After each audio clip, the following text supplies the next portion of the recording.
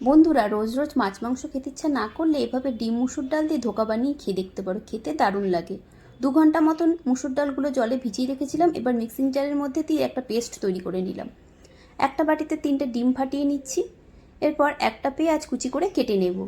3-4টে মতন কাঁচা লঙ্কাও কুচি করে কেটে নেব।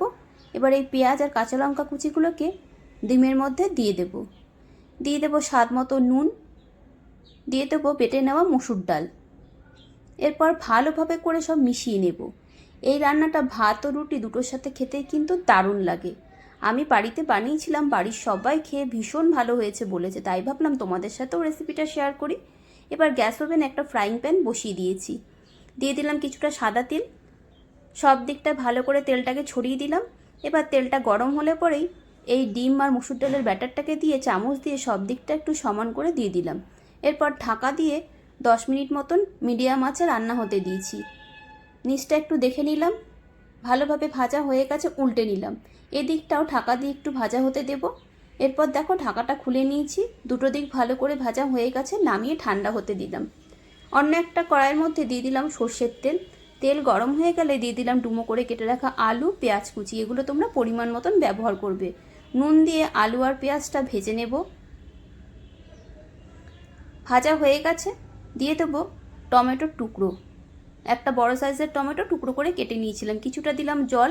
এবার দিয়ে দিলাম পরিমাণ মতন জিরে, লঙ্কার গুঁড়ো, কিছুটা হলুদ গুঁড়ো, স্বাদ মতো নুন, আর দিয়ে দিচ্ছি আদা রসুন বাটা।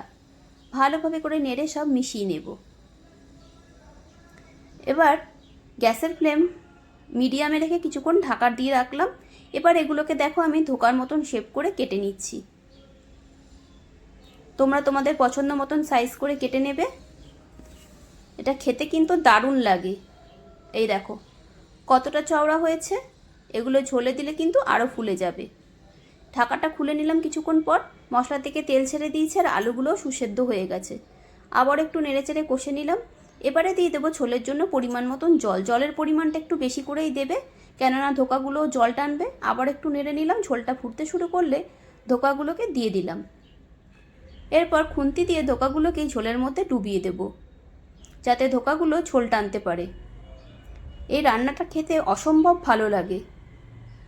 এরপর গ্যাসের ফ্লেম মিডিয়ামে রেখে ঢাকা দিয়ে 7-8 মিনিট মতন ফুটতে দেব।